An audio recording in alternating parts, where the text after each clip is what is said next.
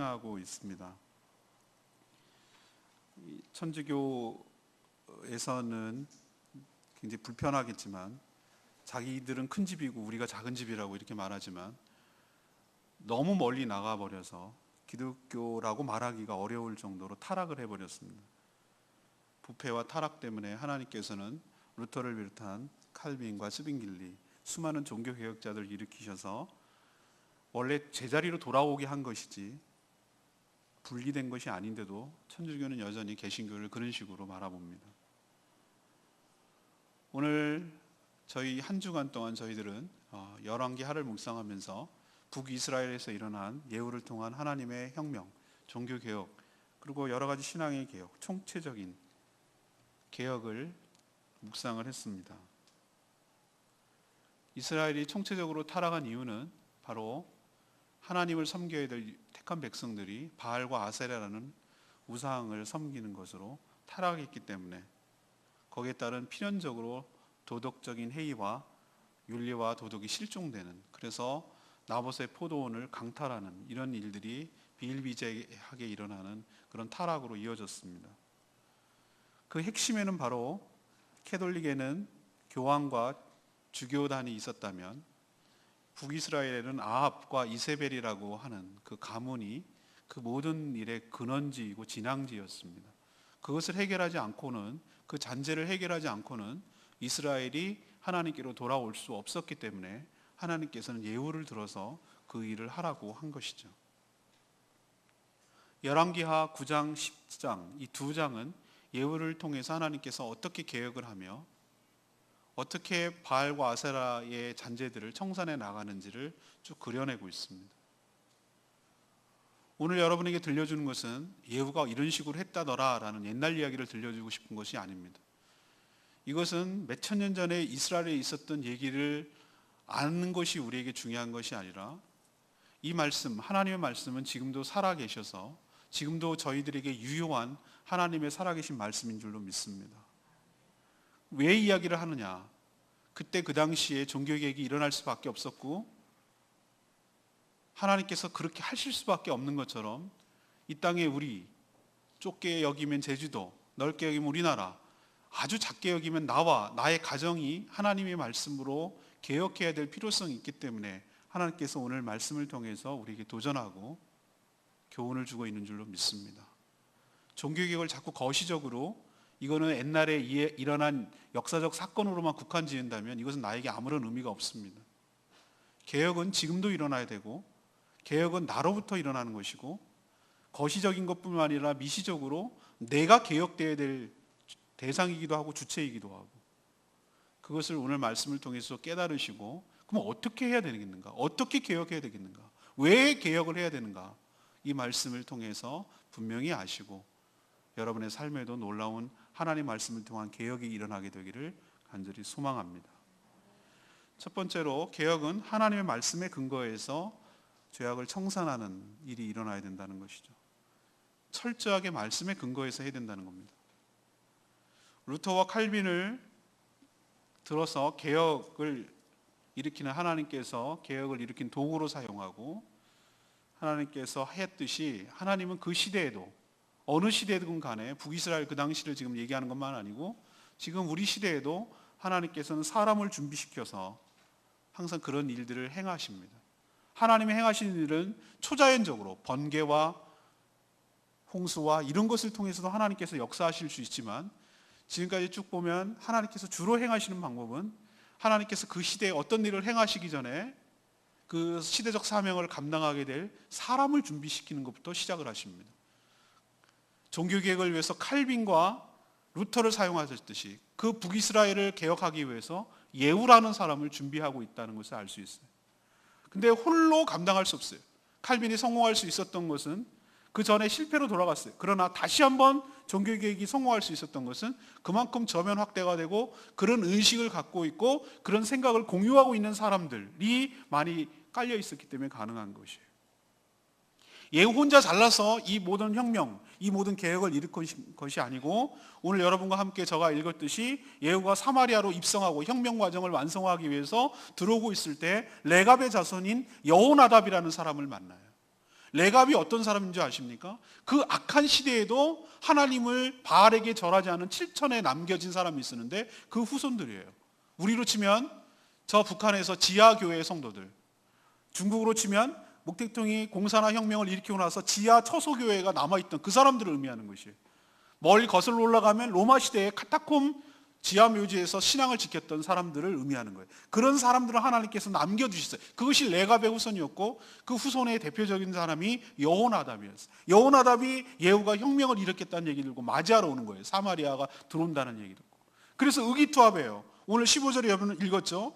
안부를 서로 묻고 나서 예후가 여호나답에게 뭐라고 얘기합니까? 네 마음이 내 마음을 향하여 진실한 같이 너의 마음도 진실하냐? 이렇게 물어요. 너 나에게 동조하니? 이런 생각에 대해서 같이 할 마음이 있니? 이렇게 묻는 거예요. 혁명의 동지를 끌어들이는 거예요. 그랬더니 여호나답이 그러나이다. 예, 그렇습니다. 내가 이때를 기다렸습니다. 하나님께서 당신을 일으켜 세우셔서 이 나라를 똑바로 세우고 하나님의 나라로 되돌리키는데 당신을 사용하는데 내가 일조하고 협력하며 함께하겠습니다. 라서 의기투합이 되는 거예요. 그래서 병거에 끌어올립니다. 예후가. 그리고 혁명의 전선에 같이 동참하게 됩니다. 이처럼 혼자서 개혁할 수 없고 개혁의 뜻을 같이 하는 수많은 사람들이 함께 협력할 때 이 개혁이 성공적으로 일어날 수 있을 줄로 압니다. 나 혼자 일어나는 것 안 됩니다. 제가 여러분에게 이 말씀을 드리는 것은 이 시대에도 개혁이 필요하기 때문에 하나님께로 되돌아가는 일을 하는데 누군가 써야 되겠는데 하나님께서 저와 여러분을 불러서 이를 함께 의기투합해서 이 나라를 새롭게 하고 이 한국교회를 새롭게 하고 여러분의 가정과 여러분 자신을 새롭게 하는데 협력해서 일을 하라고 여러분과 저를 불러주신 줄로 믿습니다. 하나님께서 예후를 불러서 엘리야를 통해서 불렀어요. 엘리사를 통해서 불렀어요. 엘리사가 선지자의 제자를 봉해서 엘리사가 누구에게 보내냐면 예후에게 보내서 예후에게 기름을 붓습니다. 기름을 붓는다는 것은 세 종류밖에 없어요. 왕을 세울 때, 제사장을 세울 때, 선지자를 세울 때. 예후는 왕으로 새롭게 세운 거예요. 예후는 어떤 사람이었는가? 장군이었어요. 신하였어요. 근데 하나님께서 불러서 너를 새로운 왕으로 세웠다. 이건 반란이고 혁명이에요.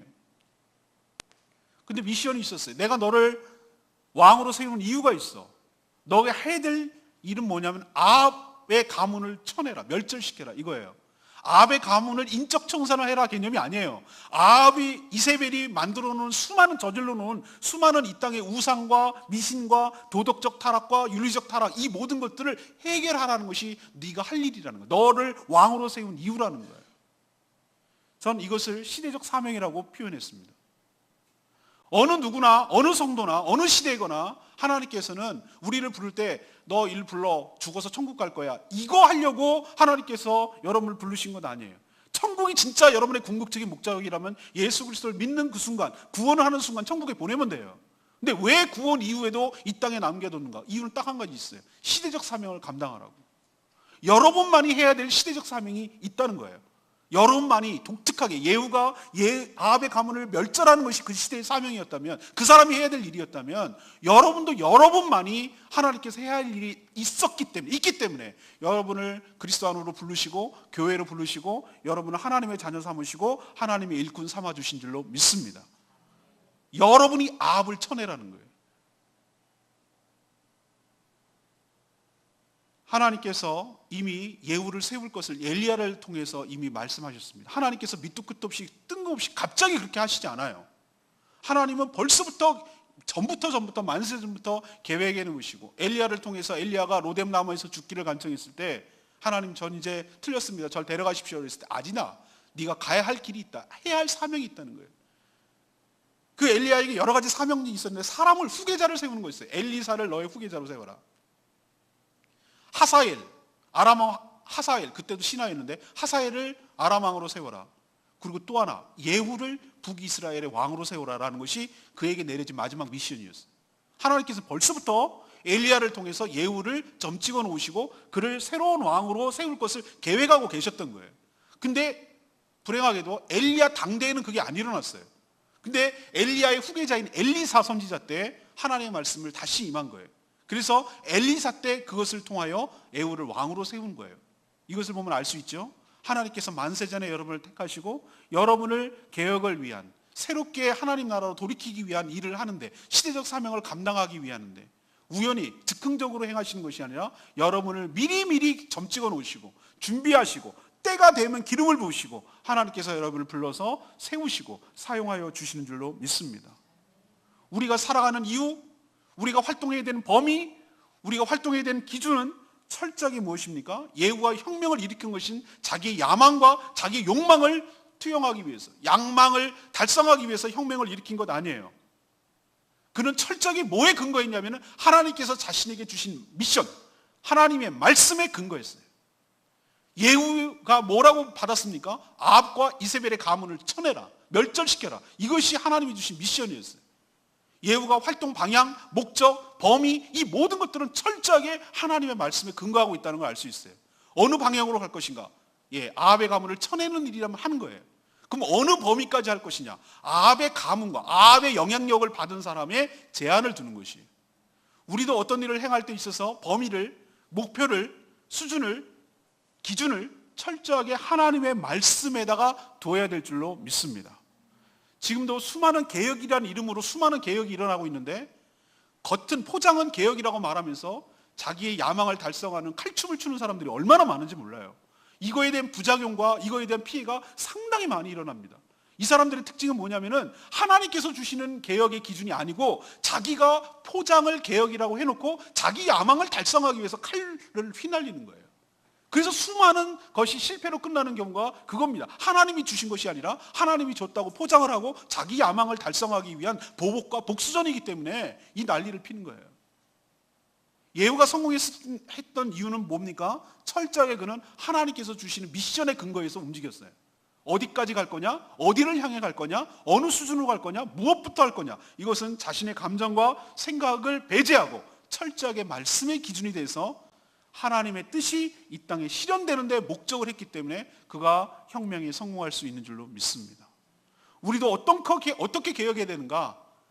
하나님이 나에게 주신 독특한 은사, 하나님이 주신 나에게 이 땅 here and now, 여기 지금 내가 해야 될 그 시대적 사명을 분별하는 것이 먼저이고, 그 시대 사명을 알았다면 그럼 내가 뭘 어떻게 해야 되는가? 내가 할 수 있는 범위가 여기서부터 여기까지고, 그리고 목표를 향해서 어디까지 나아가야 되고, 무엇부터 해야 되고, 이 모든 것들이 나에게 주신 시대적 사명을 잘 분별할 때 그것이 가능하게 될 줄로 믿습니다.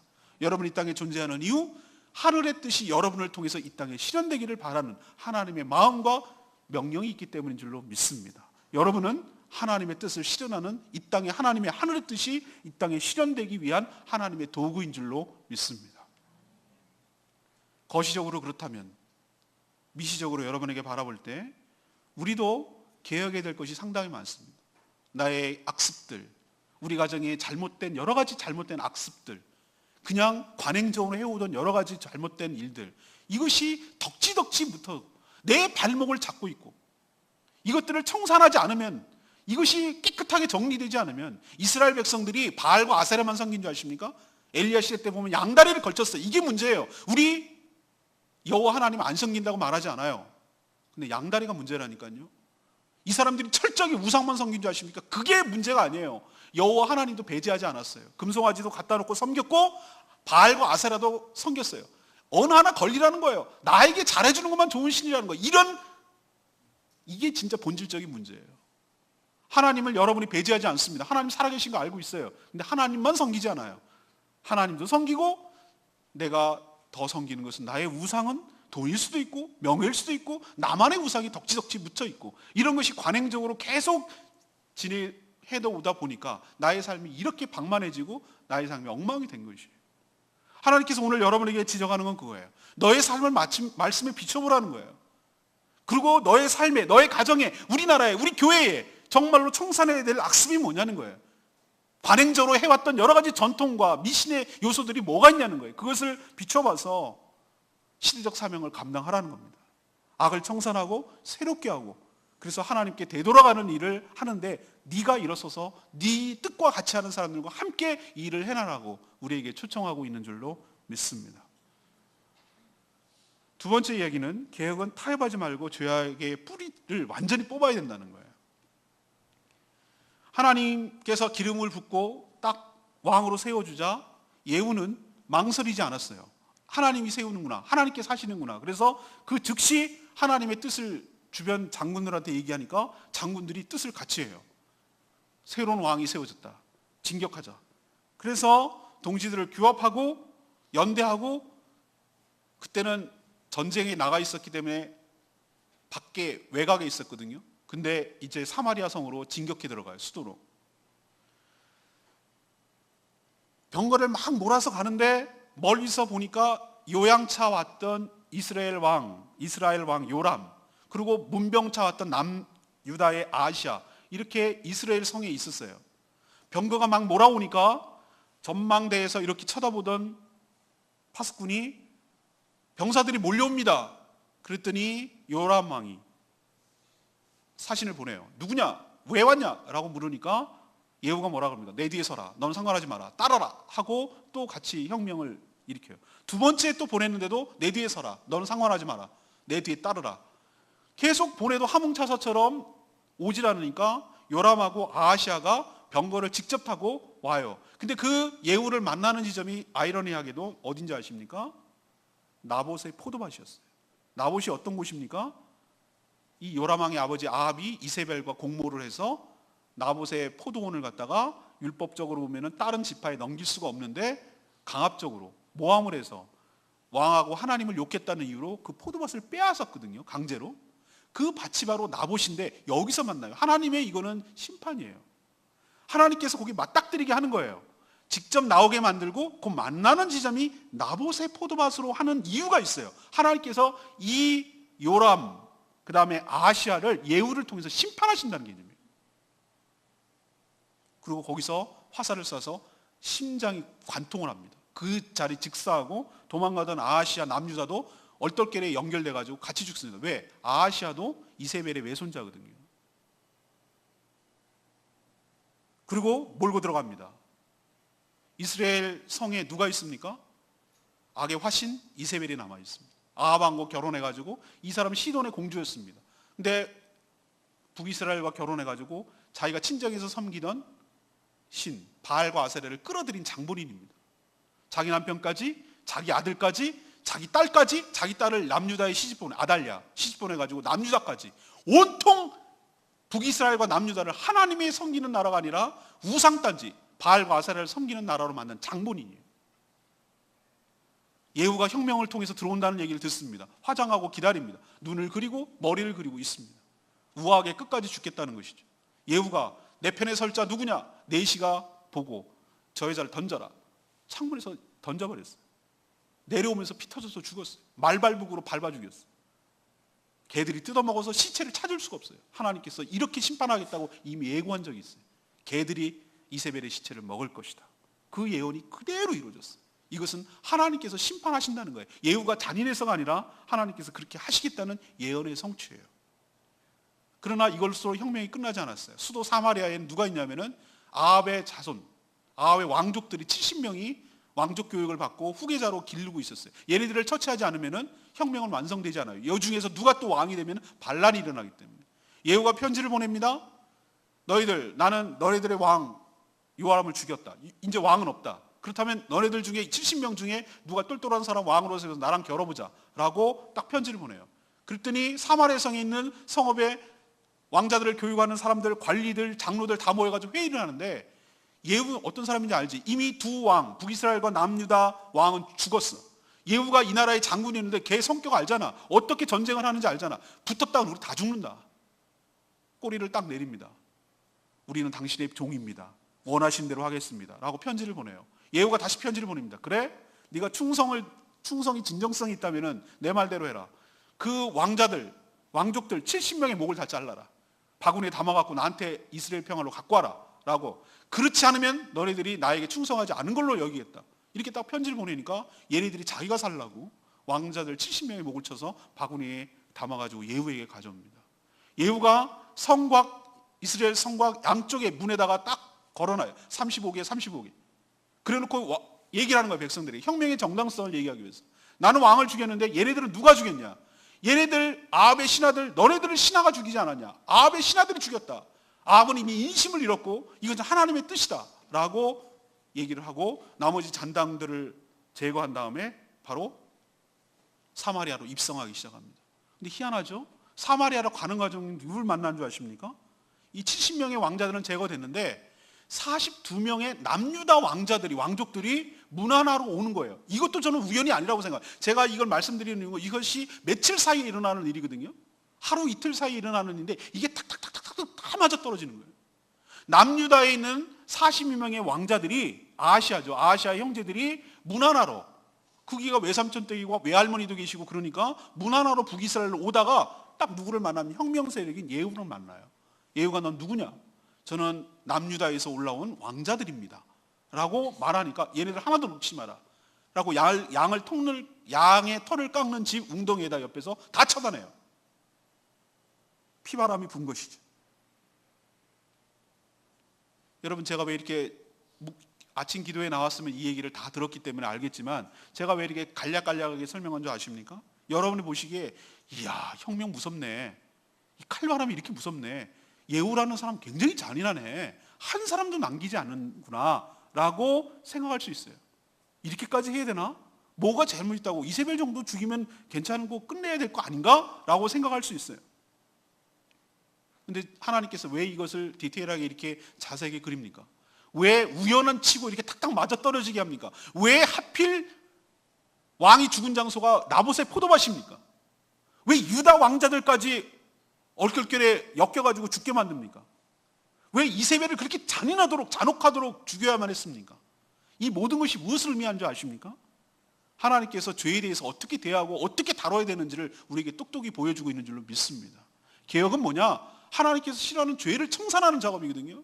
잘못된 것을 청산하고 돌이키는 작업이거든요. 하나님께서 죄를 다룰 때, 개혁을 이룰 때, 특히 죄악과 우상과 이런 모든 것을 다룰 때 관용을 베풀지 말라는 거예요. 여기서 타협하지 말라는 거예요. 적당히 선에서 끊어버리지 말라는 거예요. 하나님께서 그걸 보여주시려고 이렇게 예후를 통해서 싹 정리시키는 거예요. 인적 청산을 시키는 것이에요. 수많은 사람들이 죽어가게 만드는 거예요. 그 이유는 딱 한 가지예요. 개혁을 할 때 철저하게 해라. 죄의 가능성마저 단호하게 내쳐라. 그러지 않으면 네가 되친다. 우리에게 도전 주고 있는 말씀이 그거예요. 우리도 이상하게 있으리 정이 들어가지고 과거에 하던 관습과 그 패턴을 버리질 못해.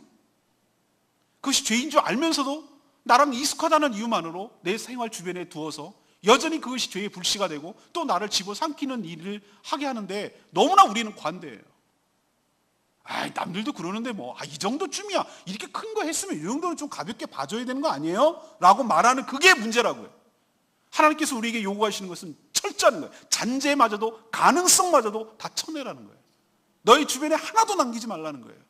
그렇게 해야 격이 성공하는 것이고 네가 살 길이라는 거예요. 그거 남겨놨다가 관용을 베풀었다가 온정을 베풀었다가 그것이 너를 집어삼키는 것으로 다시 세력을 키울 수 있다는 거예요. 하나님께서 여러분에게 도전하고 있는 것 기억하시기를 바랍니다. 우리도 개혁을 할 때 어설프게 하면 안 돼요. 할 거면 정말 철저하게 뿌리째 뽑고 가능성까지 뽑고 완전히 배제시키고 완전히 진멸하고 끝장을 내야 우리 삶에도 새롭게 되는 역사가 일어나고 온전한 개혁이 완성되고 성취될 줄로 믿습니다. 마지막 세 번째는 무엇인가? 개혁이란 뭔가? 궁극적으로 하나님께 돌아가는 것이 개혁이에요. 인적 청산이 완료됐어요. 그러나 사람을 죽였다고 해서 이게 해결되는 게 아니에요. 뭐가 남았습니까? 바알과 아세라를 섬기는 이 종교 개혁, 이 신앙이 개혁되지 않으면 또 다른 아합의 잔재는 계속되는 것이에요. 그래서 이 추종자들, 우상을 섬기는 추종자들을 어떻게 일망타진할 것인가? 그것이 바로 예후의 지혜였어요. 근데 왜 이렇게 종교 개혁까지 일으키려고 하는가? 예후가 말했듯이 9장 22절에 여러분 제가 표현을 해놨습니다만 9장 22절을 여러분 한번 잠깐 돌아가서 볼까요? 요람이 예후를 보고 이르되 예후야 평안하냐? 요람이 죽기 직전에 이제 예후에게 한 말입니다. 근데 예후가 뭐라고 합니까? 네 어머니 이세벨의 음행과 술수가 이렇게 많으니 어찌 평안이 있으랴? 이게 예후가 요람 왕에게 한 말이에요. 너희 어머니 이세벨이 있는데 그 얘기는 이세벨이 섬기는 우상 숭배가 만연한데 어떻게 이 나라에 그 음행과 술수가 여전한데 이 나라에 평안이 있을 수 있겠느냐, 이 얘기예요. 이게 혁명의 얘기죠. 전 여기서 깨달을 수가 있어요. 신앙이 바로 서지 않으면은 음행이라는 것은 성적인 타락만 의미하는 것이 아니라 종교적인 타락을 의미하는 거예요. 하나님께서 우상 숭배를 영적인 간음으로 봤거든요. 그래서 바알과 아세라를 섬기는 그 일은 영적으로 타락한 것인데, 근데 세트로 이어서 같이 오는 것이 음행과 술수라고 그랬어요. 음행과 술수. 이것은 같이 짝으로 오는 거예요. 여기서 저는 굉장히 통찰력을 동그라미를 쳤어요. 왜 그러냐면 영적으로 타락하고 우상 숭배를 하고 미신과 우상을 섬기게 되면 필연적으로 따라오는 것이 술수가 따라온다는 거예요. 도덕적인 타락과 윤리적 타락이 가져온다는 거예요. 이세벨하고 아합이 나봇의 포도원을 뺏는 일이 대표적인 사례거든요. 왕이 그렇게 한다면 밑에 신하들도 자기 나름의 수준대로 그런 식으로 부정과 부패를 하고 해먹는 일을 만연하게 했다는 거예요. 왜 우상이 문제입니까? 왜 우상이 헛개비입니까? 거기는 인격이 없거든. 왜 굿을 합니까? 굿을 1억짜리라고 2억짜리라고 크게 구판을 벌이고 신을 달래서 자기의 욕망을 채우기 위한 도구니까. 거기는 인격이 없어요. 이것이 도덕이 옳으냐 그러냐 이유 없어요. 무당한테 여러분 물어보세요. 이것이 옳습니까? 그럽니까? 묻습니까? 안 물어요. 이래서 우상이 문제라는 거예요. 이것이 하나님 앞에, 하나님 그렇지 않잖아요. 이것이 선악을 얘기를 하시잖아요. 근데 무당은 보세요. 선악을 얘기합니까? 내 뜻이 성취될 거냐 말 거냐만 논하잖아요. 그래서 우상 숭배는 필연적으로 술수가 따라오게 돼 있어요. 이것을 개혁하지 않으면 인적 청산으로 해결될 문제가 아니에요. 그래서 예후가 이 죄악이 가득한 이 평안을 잃어버린 이스라엘을 다시 회복하려면 이 바알과 아세라를 섬기는 자들을 제거하지 않으면 이 땅에 진정한 평안이 없다라고 판단한 거예요. 그래서 혁명이 딱 들어간 다음에 사마리아 성에 입성해서 뭐라고 먼저 얘기하는 줄 아십니까? 너희 왕은 요람 왕과 아합은 바알을 요 정도쯤 섬겼다면 나는 바알을 이만큼 섬길 계획이다. 그러니까 혹시나 하고 의심의 눈초리를 보내던 사람이 어유 잘 됐네. 뭐 왕은 받겠지 뭐 우리랑 계속 하는 거네 라고 생각을 하겠죠. 그리고 뭐라고 얘기하냐면 나는 바알을 위하는 대회를 열겠다. 그러니까 페스티벌을 열겠다. 큰 제사를 드리도록 하겠다. 그러니 너희들은 전국의 각지 바알을 섬기는 자들은 다 모여라. 이렇게 얘기한 거예요. 다 처단하기 위한 계획이었어요. 그래서 바알의 신당에 다 모입니다. 자, 바알을 열심히 섬기는 자들 예복을 입어야 되지 않겠냐. 그리고 예복을 다 입힙니다. 바알을 절하는 자들. 그리고 바알의 제사가 진행됩니다. 그리고 밖에 호위병들 80명에게 명령합니다. 옷 입은 자 알았지? 이게 표시야. 넌 들어가서 한 명도 남기지 말고 다 죽여라. 만약에 한 명을 놓치는 자는 그의 목숨을 너의 목숨으로 대신할 것이다. 이렇게 예후가 명령합니다. 그리고 혁명군이 들어가기 시작해. 들어가서 예복을 입은, 바알을 섬기는 예복을 입은 자들을 하나씩 다 처리하기 시작해. 내던지기 시작합니다. 그래서 그 바알 대회가 오히려 완전히 진멸하는 자리로 만들었어요. 그걸로 그치지 않습니다. 바알 산당에 가서 산당을 부수고 바알의 형상을 하는 목상과 석상을 다 깨부시기 시작합니다. 허물어버리고 불태워버립니다. 그리고 그 산당을 뭘로 만드는지 아십니까? 개조를 해서 공중 화장실로 만들어버립니다. 화장실로 만든다. 이 얘기는 그 신을 굉장히 조롱하고 너의 바알과 아세라 시대는 끝났다라는 것이, 조롱하고 멸시하는 행위를 하기 위해서 변소로 만들어버렸어요. 화장실. 드디어 예후를 통해서 바알이라는 우상이 멸절되고 청산하는 것이 완수가 됐어요. 여기서 우리가 알아야 될 것 하나 있습니다. 우리는 개혁이라는 말 아까도 좀 설명했지만 보복을 하는 것으로 알고 있어요.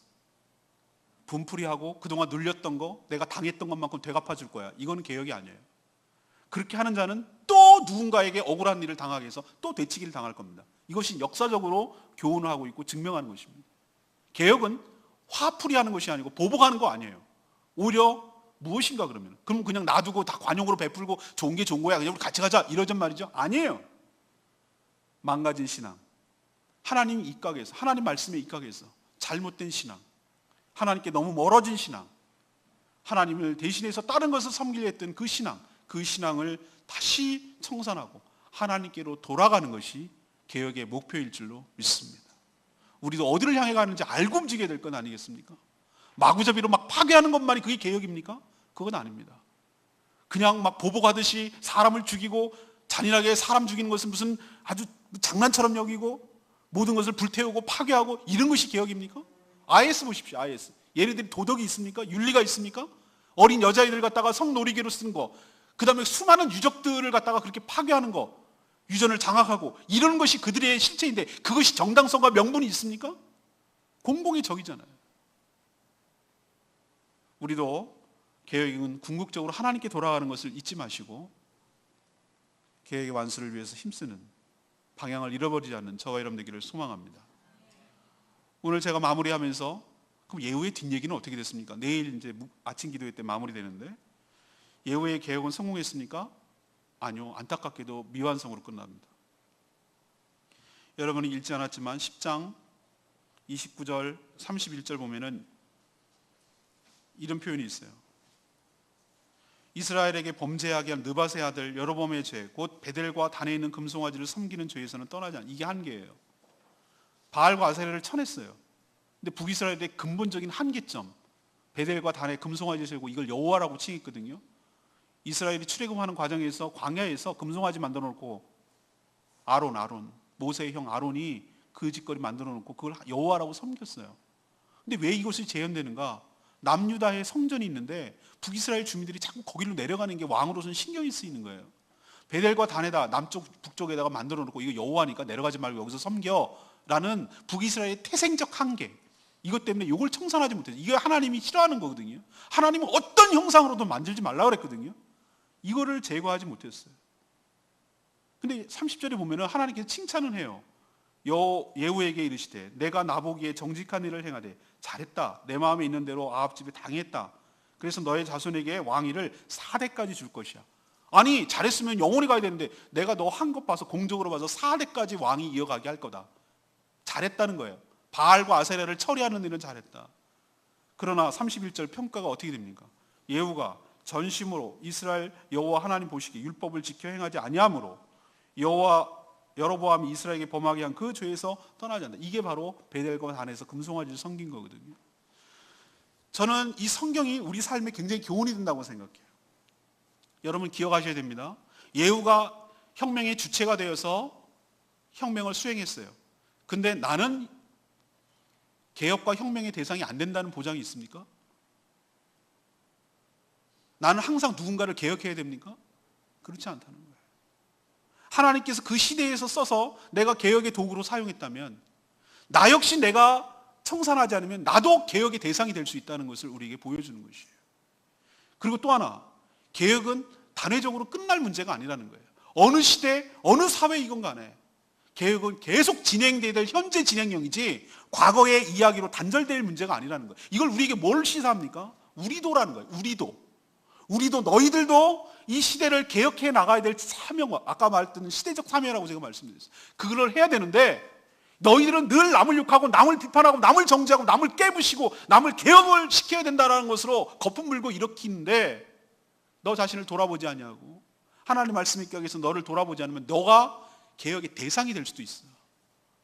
그러니 삼가 조심하는 경건한 마음으로 개혁을 해가되 늘 자신을 돌아봐서 늘 끊임없이 자신으로부터 개혁을 하지 않으면, 말씀에 입각해서 스스로 계속해서 개혁하지 않으면 너가 개혁의 대상에서 제거될 수도 있다라는 것을 우리에게 도전하고 있는 줄로 믿습니다. 장로교를 정치 제도로 보면은 장로교라고 부르고 신학적인 것을 얘기를 할 때 개혁주의라고 말합니다. 신앙의 면에서는 보수주의라고 말합니다. 자유주의에 반대되는 개념으로 보수주의라고. 보수라는 것은 뭘 지킨다는 개념이 뭐냐면은 무조건 전통과 이런 것을 지키는 것이 아니라 하나님의 말씀을 가치 있게 지켜나가는 행위를 말합니다. 근데 또 보수와 개혁은 서로 충돌하는 것처럼 느껴요. 근데 왜 개혁주의라고 신학을 표현하느냐? 신학적으로 보면 신학 면에서는 보수주의라고 말해요. 개혁은 뭘 의미합니까? 우리는 늘 개혁주의 후예라고 말해요. 루터와 칼빈의 후예라고 말합니다. 장로교는 특히 칼빈의 영향을 많이 받은 교단이에요. 근데 왜 개혁주의라고 말합니까? 그 이유가 여기에 나오죠. 우리는 개혁은 과거로 이야기로 그치는 것이 아니다. 늘 말씀을 기준으로 비춰봐서 우리 삶에, 우리 교회에, 우리 제도에 여러 가지 면에서 하나님 말씀을 비춰봐서 끊임없이 개혁해 나가는 교단이라는 뜻이에요. 그런 것을 추구한다는 뜻이에요. 개혁주의는 진행형이에요. 늘 말씀에 비춰서 아닌 것은 과감하게 없애고 이것이 하나님의 말씀에 부합하다고 생각하는 것은 과감하게 이것을 취하는, 이것을 보고 개혁주의라고 말하는 것이, 이게 장로교 우리 교단이 추구하는 바예요. 여러분도 마찬가지입니다. 제가 왜 이렇게 설명하냐면 우리 교회가 위치하는 위치와 여러분이 우리 교회가 추구하는 신앙이 뭔지를 알아야 될 것 같기 때문에 얘기한 것도 있지만, 여러분도 스스로 개혁주의 후예답게 끊임없이 말씀에 비춰서 자신을 개혁해 나가는 저와 여러분 되기를 소망합니다. 오늘 말씀을 결론 내리면 이겁니다. 우리는 내 삶에 또 내 주변에 말씀을 비춰서 개혁해야 할 시대적 사명이 누구에게나 여러분에게 다 저와 포함해서 다 있게 될 줄로 압니다. 그 시대적 사명을 잘 분별하고 그 뜻에 순종함으로 하늘의 뜻을, 하나님의 뜻을 이 땅에 실현하는데 귀하게 쓰임받는 복된 인생 되기를 축복합니다. 개혁은 홀로 할 수 없습니다. 홀로 하는 것이 아니라 동지를 규합하고 그 뜻을 같이 마음을 합하고 그래서 연대함으로써 함께 해 나가야 될 시대적 사명이 있는 줄로 믿습니다. 우리의 경쟁 상대는 옆에 교회가 아니고 교회가 오히려 더 연합을 해서 제주도 복음화를 위하고 제주도 복음화를 가로막고 있는 수많은 우상과 미신과 싸워야 될 것이지 교회끼리 경쟁하고 싸우는 건 아니란 말이에요. 내년에 제주 복음화를 위해서 우리가 440개 교회가 하나로 되기로 마음을 먹고 지금 의견을 모으고 있어. 3만 명이 모여서 이 제주도를 복음화하는데 내년 6월 말에 그걸 위해서 모든 목회자들이 지금 하나 되어 있어요. 교파 초월, 교회 초월 크고 작고 문제가 아니에요. 여기 교회가 존재하는 이유는 제주도 복음화를 위해서 너네가 존재하는 거 아니냐는 뜻에 다 동의하고 있어. 시대의 사명을 따라서 이 제주도의 교회가 깨어나서 제주도에 지금 10% 됐다고 좋아할 게 아니라 외부 유입됐기 때문에 10%, 원래는 오리지널 토백이들만 하면 3% 이하예요. 우리나라 평균이 18%, 20%라고 한다면 적어도 평균까지 끌어올려야 될 거 아니에요. 제주도가 우리나라 땅이라 한다면.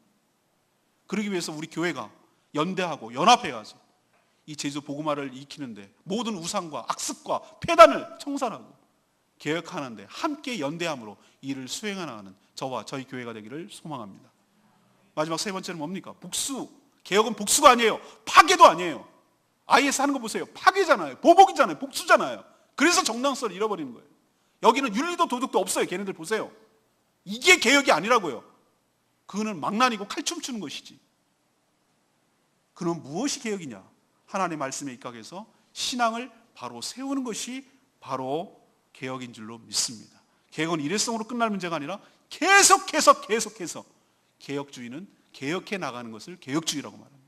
여러분 삶에도 말씀에 입각해서 계속 개혁해 나가는 저와 여러분 되기를 소망합니다. 오늘 말씀 붙들고 기도하기 전에 우리 386장 찬양지 386장 부르고 기도하겠습니다.